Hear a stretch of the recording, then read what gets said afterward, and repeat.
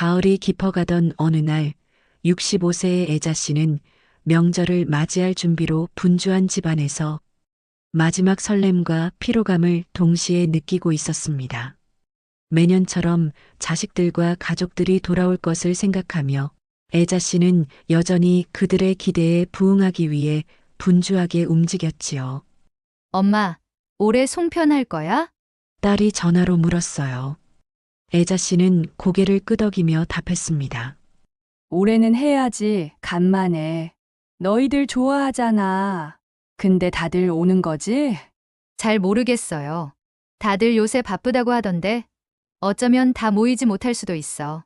너무 기대하지 마. 그나저나 나 엄마 송편 너무 먹고 싶다. 그 말에 애자 씨는 어딘가 모르게 서운한 기분이 들었습니다. 매년 명절마다 똑같은 패턴, 똑같은 음식, 똑같은 대화들이 오갔고 애자 씨는 늘 기계처럼 반복되는 역할을 맡고 있었지요.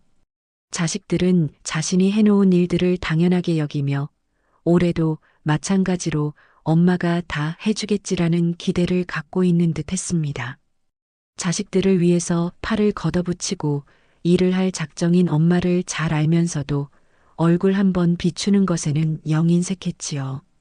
명절 당일 애자 씨는 예년처럼 차려진 음식을 앞에 두고 식탁에 앉았지요. 자식들과 손자들이 하나둘씩 모여들었습니다. 요즘 별일 없지? 별일은 무슨. 바쁘고 힘들고 직장 생활 똑같죠? 아들, 넌? 저도 그렇죠 뭐. 직장 생활이라는 게 지겹고 힘들고. 나도 누구처럼 유산이나 잔뜩 상속받아서 한번 놀고 먹고 좀 해봤으면 좋겠다. 뭐야? 그걸 말이라고 해. 농담이에요. 농담. 소소한 질문을 주고받으며 평소 명절과 비슷하게 대화가 흘러갔어요. 하지만 이번 명절에는 어쩐지 애자 씨는 더 이상 그 대화에 적극적으로 참여할 마음이 들지 않았어요. 차례가 끝나고 가족들은 자기들끼리 이야기하며 웃고 떠들고 그녀는 그 자리에 앉아 조용히 식사를 이어갔지요. 그렇게 식사를 마친 후 모든 가족이 마침내 거실로 모였어요. 자식들은 스마트폰을 들여다보며 서로의 대화를 나누고 있었지요. 누구도 애자 씨에게 먼저 말을 거는 사람이 없었습니다. 애자 씨는 자식 손주들을 바라보며 생각했어요. 아무도 날 신경 쓰지 않는구나. 요즘 들어 부쩍 울적하고 쓸쓸한 기분을 느끼는 애자 씨였어요. 애자 씨는 결혼 후 그 어느 때보다 자신의 역할을 충실히 해왔다고 생각했습니다. 남편과 함께 자식을 키우며 늘 가족을 위해 살았지요.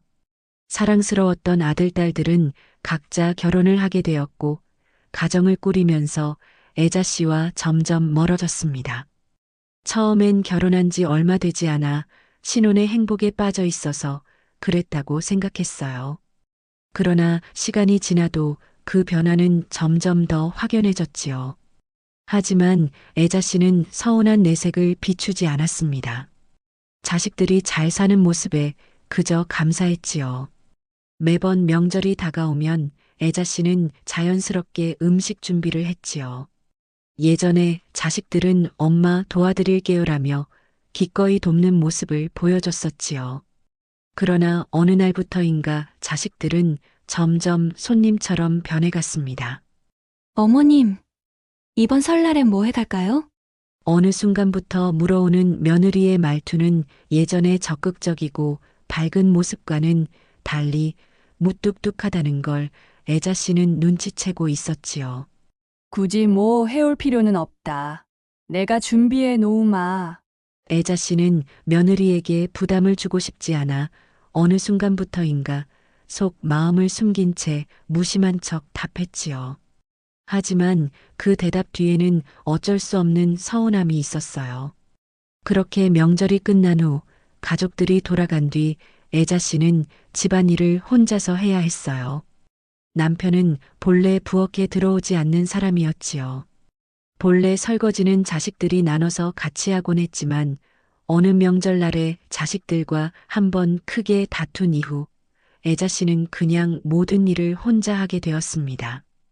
그날은 애자 씨도 많이 힘들었던 날이었어요. 그래서 딸에게 설거지를 좀 도와달라고 요구를 했었습니다. 예, 오늘 엄마가 좀 힘드네. 예전처럼 너도 좀 도와주면 좋겠어. 딸은 시댁이 외국에 있어 명절 때마다 친정에 오곤 했지요. 며느리에게 남은 설거지를 시키기 미안했던 애자 씨는 딸에게 부탁을 했어요. 며느리보다 딸이 늘 더 편하기도 했고 굳은 일은 딸이 거의 안 했기 때문이기도 했지요. 애자 씨의 말에 딸은 잠시 입을 다물더니 무뚝뚝한 표정으로 대답했어요. 나 지금 가야 되는데 새언니 시키면 되잖아요. 엄마가 다 하려고 했지. 근데 이번에 너무 한 게 많아서 그런지 정리할 게 좀 많네. 새애기는 너 오기 전에 음식 준비 거드느라고 좀 힘들었을 거야. 네가 좀 해주면 안 되겠니? 엄마, 저도 직장 다니고 너무 피곤해요. 이러니까 내가 명절에 엄마한테 자꾸 너무 무리하지 말라고 하는 거잖아. 엄마가 이러면 나도 신경 쓰이고 내가 죄인 된 것 같잖아요. 딸은 투덜거리면서 고무장갑을 꼈어요. 다른 집 딸들은 친정집에 오면 아무것도 안 하고 놀기만 한다던데 엄마는 왜 이렇게 사람 마음을 불편하게 만들어요? 이럴 거면 그냥 명절에 음식을 하지 말고 그냥 사 먹어. 다들 바쁘고 힘든데 누구 좋으라고 사서 고생을 하는 건데? 딸이 설거지를 하면서도 계속 투덜대고 불평을 하자 보다 못한 며느리가 나섰어요. 어머니, 그냥 제가 설거지 할게요. 그러자 딸이 화를 냈지요. 어머, 언니가 이렇게 나오면 제가 뭐가 돼요?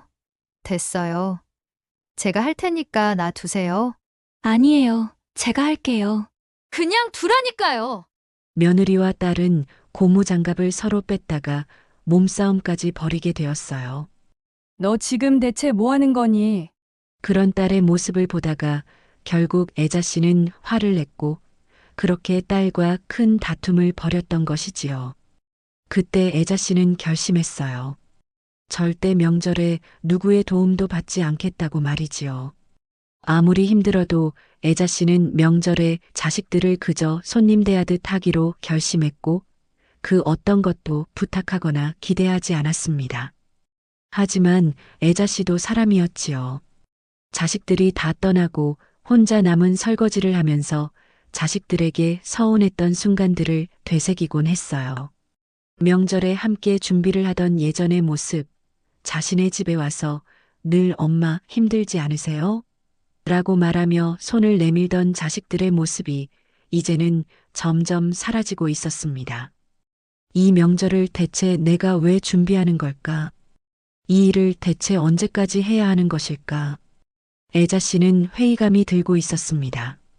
명절이 지난 몇 달 후 어느 날이었습니다. 애자 씨는 딸의 전화를 받았어요. 엄마, 이번 주말에 집 청소 좀 해줄 수 있어요? 애자 씨는 천연덕스러운 딸의 부탁에 어이가 없어서 잠시 말을 잇지 못했어요. 청소? 네 집 청소는 네가 해야지. 이번 주말은 나도 좀 쉴 생각이야. 엄마, 지금 집이 엉망인데 남편하고 내가 이번 주에 너무 바빠서 그래? 딸은 짜증 섞인 목소리로 말했어요.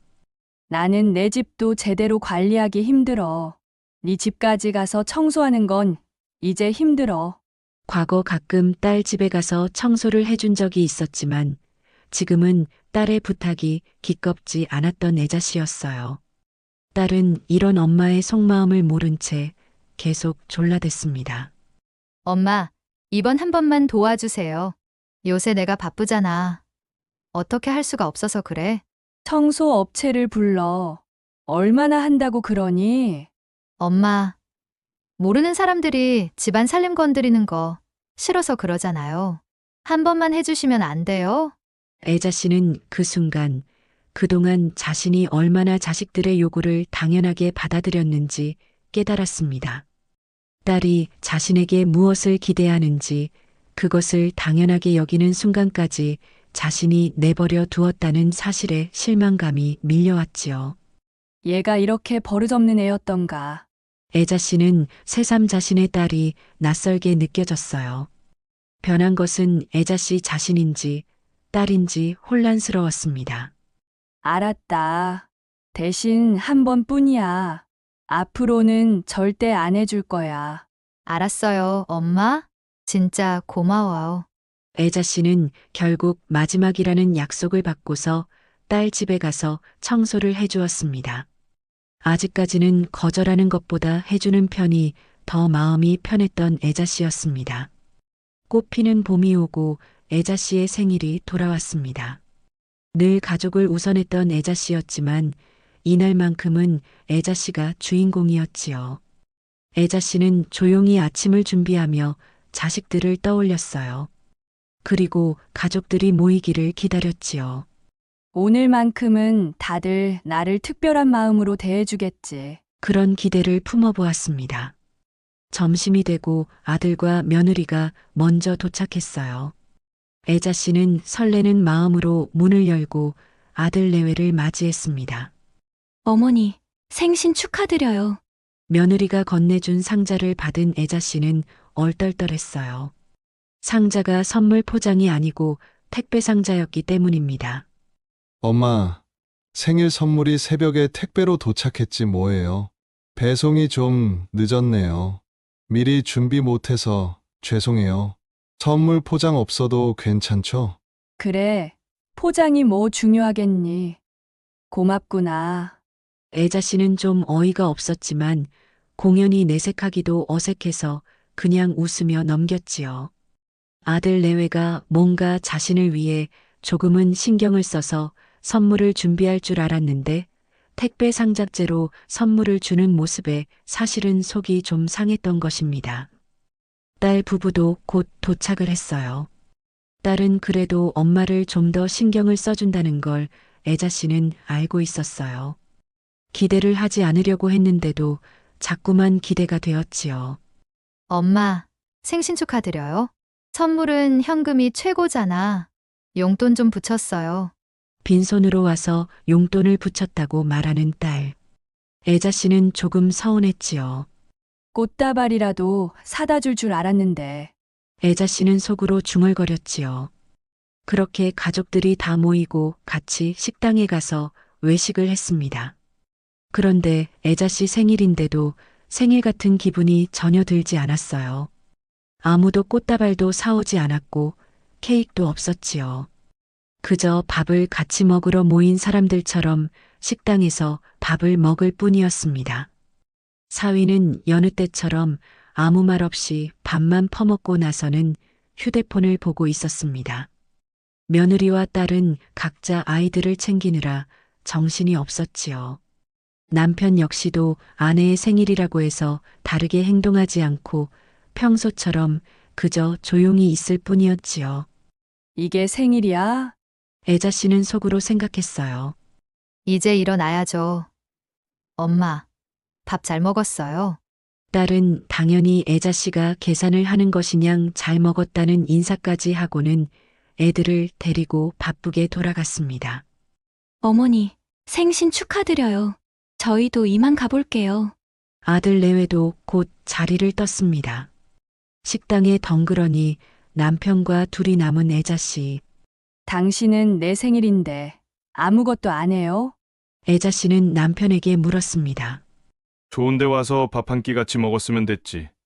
뭘 더해? 왜 이래? 애들처럼. 남편은 애자 씨의 말에 퉁명스럽게 대꾸를 했지요.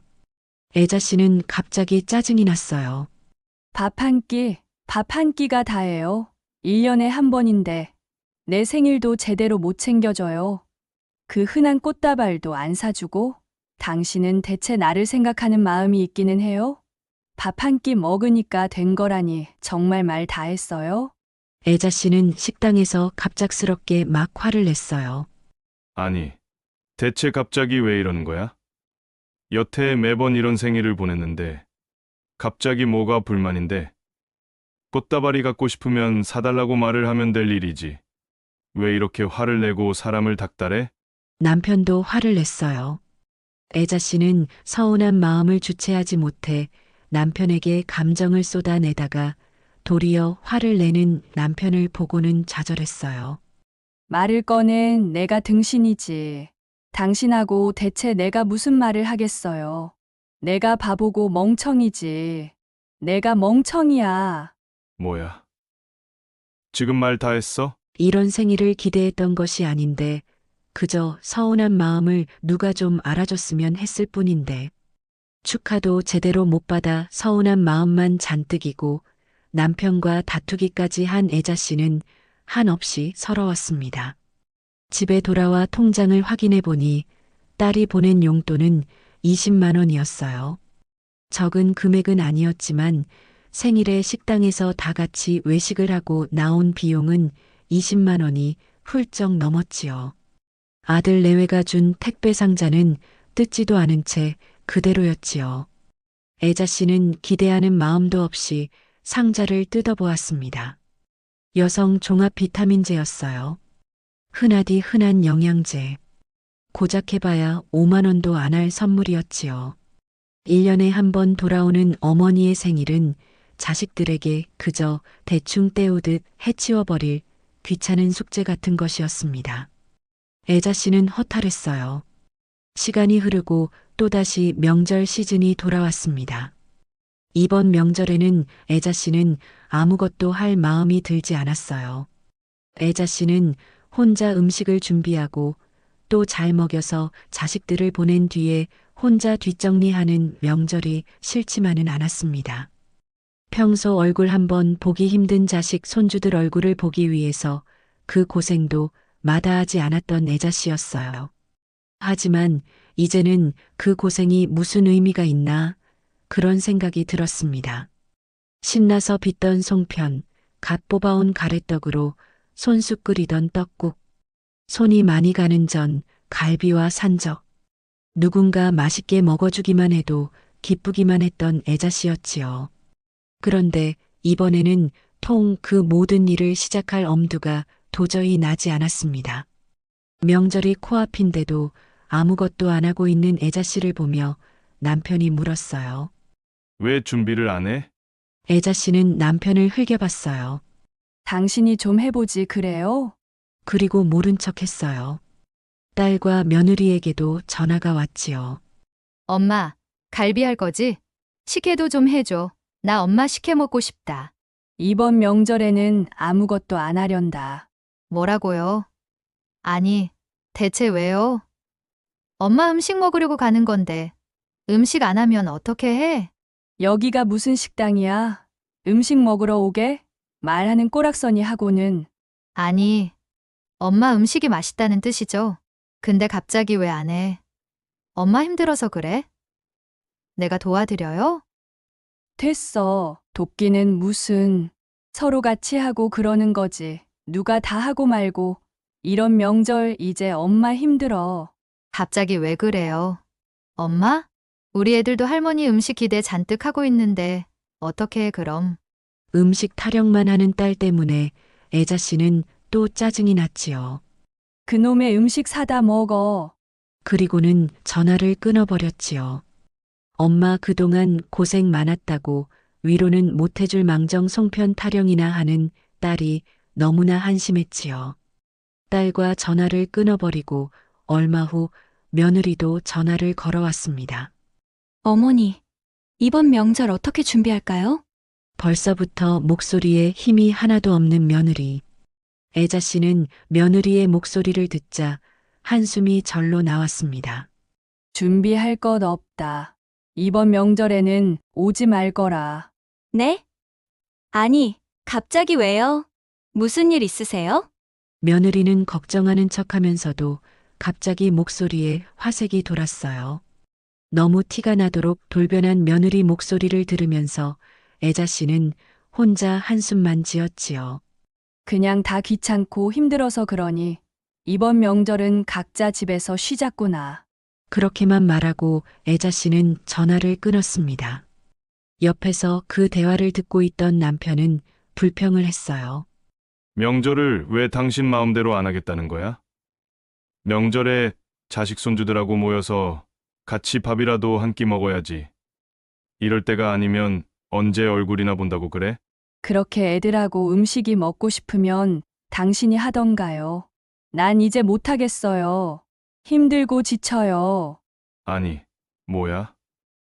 엄마가 돼서 못하겠다는 소리가 나와? 그 말에 애자 씨는 울컥했습니다. 당신이 한 번이라도 도와주기라도 해봤어요? 어떻게 힘들다는 사람한테 그런 말을 해요?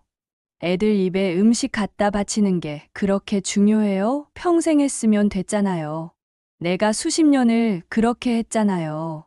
애들이 힘들어하고 귀찮아하는 거 아니까 도와달라는 말도 안 하고 내가 다 했잖아요. 그래도 고맙단 말하는 사람 하나 없어요. 다들 당연한 줄로만 알잖아요. 내가 하녀예요. 다들 떠받들어 주기만 바라지 내 생각해주는 사람 하나도 없어요. 그래서 그래요. 나도 이제 이런지 이제 그만할랍니다. 정 음식 먹고 싶으면 사다 먹어요. 애자 씨는 마침내 내내 마음속에 품고 있던 말들을 쏟아냈어요. 그리고 정말로 아무것도 하지 않았지요. 아빠다. 이번 명절에 엄마가 힘들다니까 너희들 올 때 음식들 좀 사가지고 오던지 해라. 남편은 애자 씨가 손을 놓고 있자 무척 못마땅했습니다. 하지만 아무것도 하지 않는 애자 씨에게 억지로 일을 하게 만들 재주는 없었지요.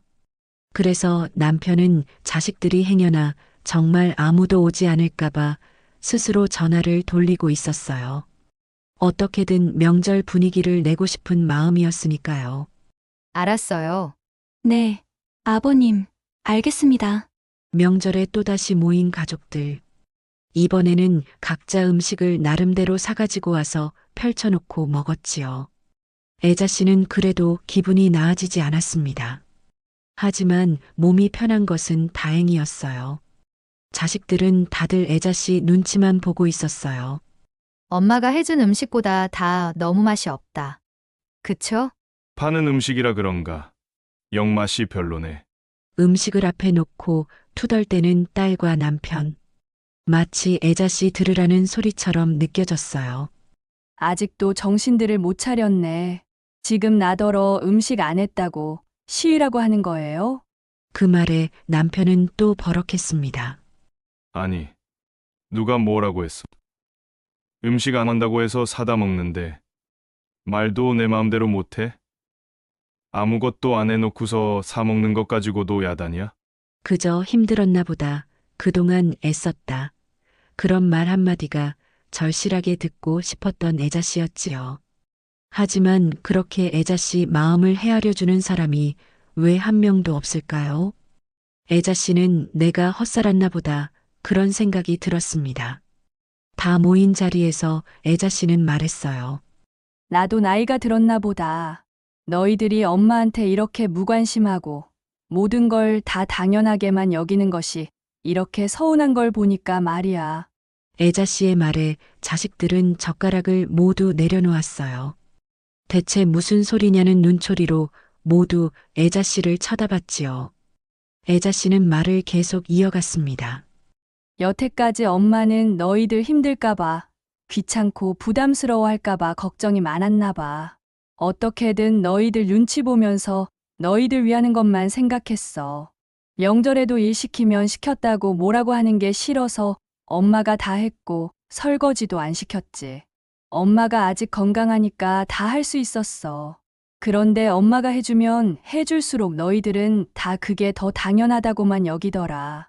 한번 설거지 해달라는 거 가지고 딸하고 며느리가 서로 싸우지를 않나. 내가 그 꼴을 보니까 이 망할 놈의 명절이 아주 왼수 같다. 즐거워야 할 날인데 내가 왜 이 고생을 사서 하는지 이제 그 이유를 모르겠어.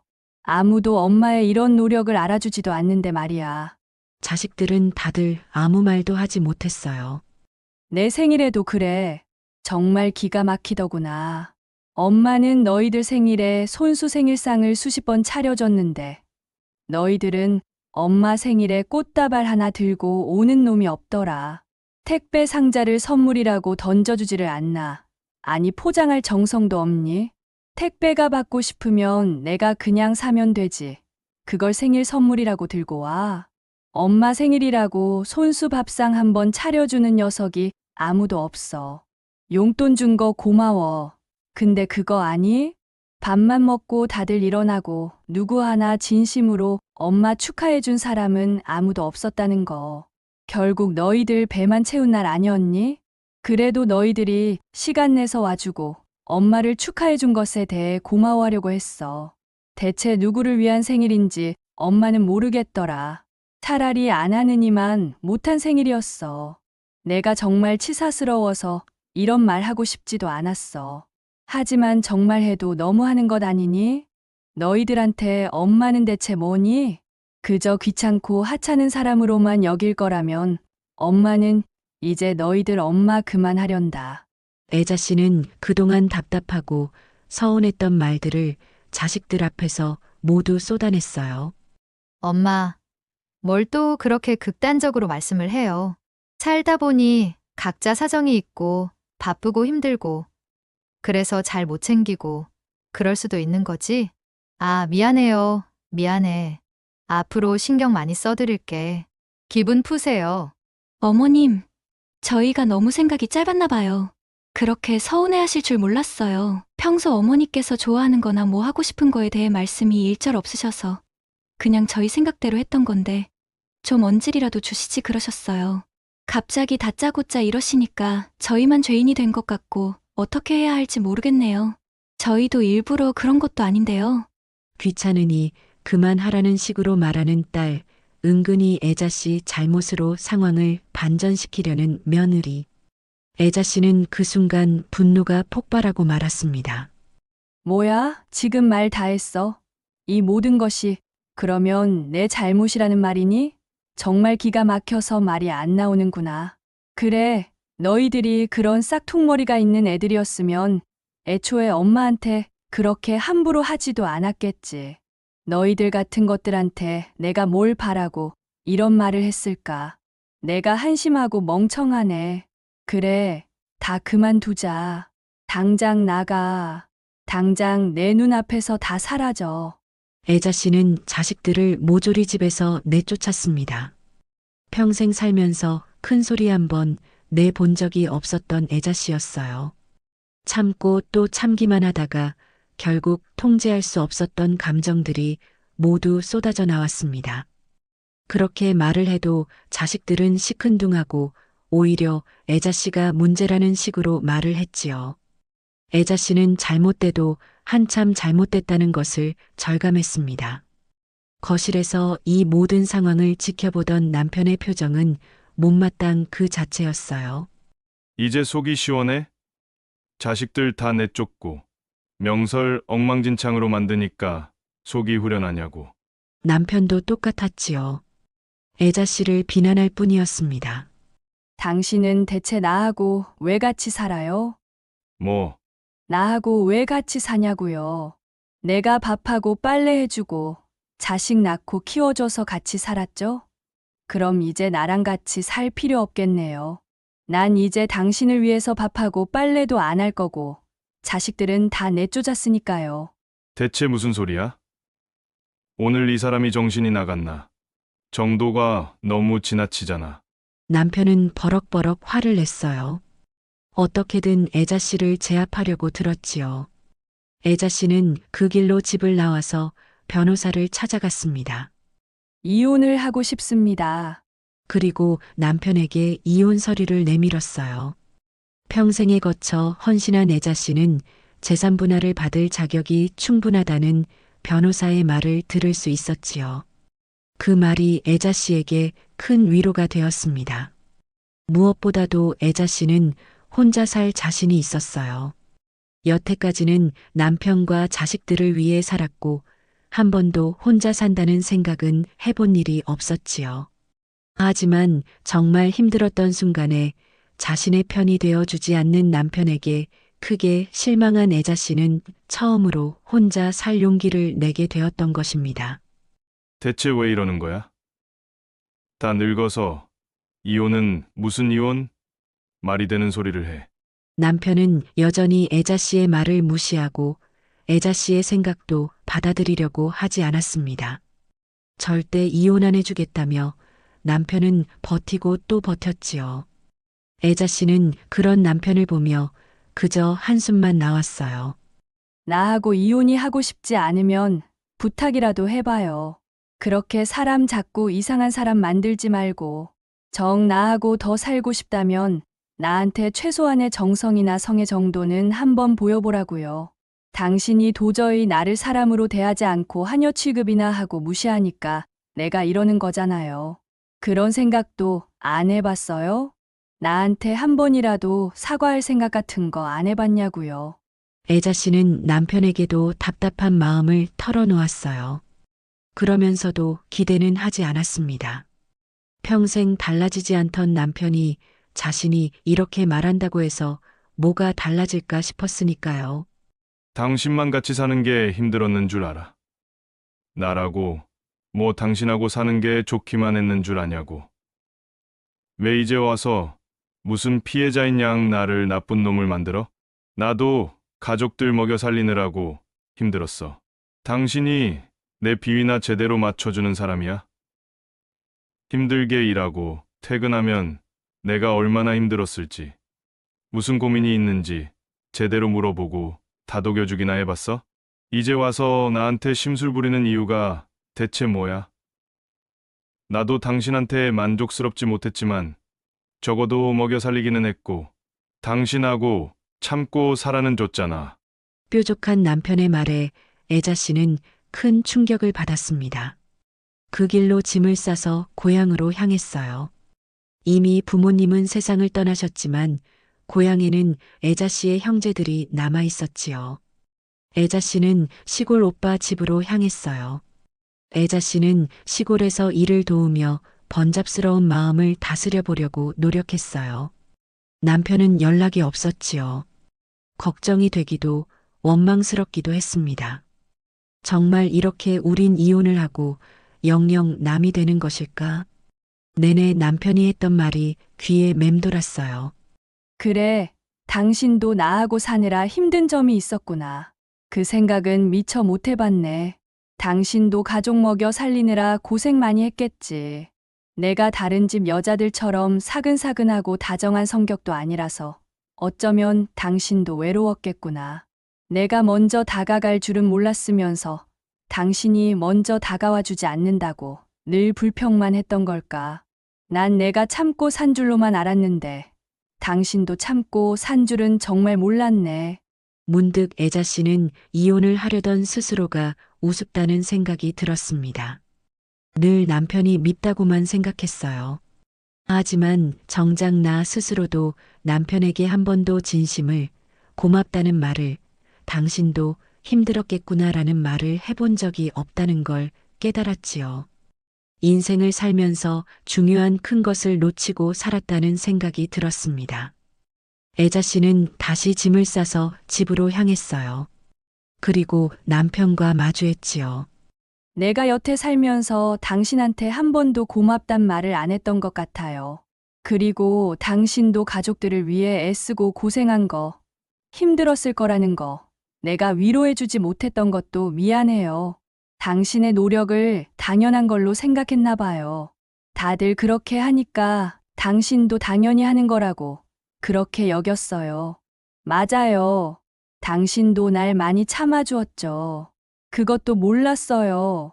내가 그리 잘난 사람도 당신한테 다정한 아내도 아니었는데도 당신은 내 곁을 지켜줬죠. 그것도 감사한 줄을 몰랐어요. 당신이 티나게 날 예뻐해야지만 사랑이라고 생각했어요. 하지만 그 긴 세월을 딴짓 한 번 안 하고 곁을 지켜준 당신의 노력이 있었다는 걸 내가 미처 몰랐어요. 그러니 미안해요. 이제서야 그 마음을 알게 돼서 정말 미안해요. 애자 씨의 말에 남편은 깜짝 놀랐어요. 분명 이혼을 하자고 마침내 갈라서게 될 것을 예상했던 남편은 뜻밖의 사과의 말을 듣자 마음이 크게 동요되었지요. 당신이 이혼하자고 할 줄 알았어. 당신하고 이혼할 생각을 하니까 앞이 깜깜했어. 그래도 당신이 있어서 여기까지 살아왔는데 이제 난 누구를 위해 뭘 하며 사나 그런 생각에 막막하기만 하더라고. 그런데 당신이 이런 이야기를 해줄 줄은 몰랐네. 그때 내가 했던 말은 그냥 화가 나서 그랬던 거야. 당신이 무슨 잘못이 있어? 당신은 열심히 산 잘못밖에 없잖아. 다 내가 잘못한 거야. 내 마음 받아줄 사람은 당신뿐이니까 그냥 화풀이한 거야. 그러니 마음에 담아 두지 마시게. 애자 씨와 남편은 그렇게 처음으로 평생 하지 못했던 속마음을 터놓고 이야기하게 되었습니다. 긴 세월 내내 서로를 향했던 원망과 분노는 이해와 공감으로 바뀌었지요. 절대 안 될 것만 같았던 일이 막상 표현을 하고 보니 둑이 터지듯 묵은 감정이 모조리 해소되는 기분이 들었습니다. 애자 씨는 결국 이혼은 하지 않게 되었지요. 서로에 대한 감사함과 위로, 그리고 이해를 하게 된 두 사람은 앞으로의 노후는 진심으로 서로를 아껴주며 값진 시간을 보낼 수 있을 것이라 그렇게 기대를 하고 있습니다. 오늘의 사연은 여기까지입니다. 사연을 시청해 주셔서 감사합니다.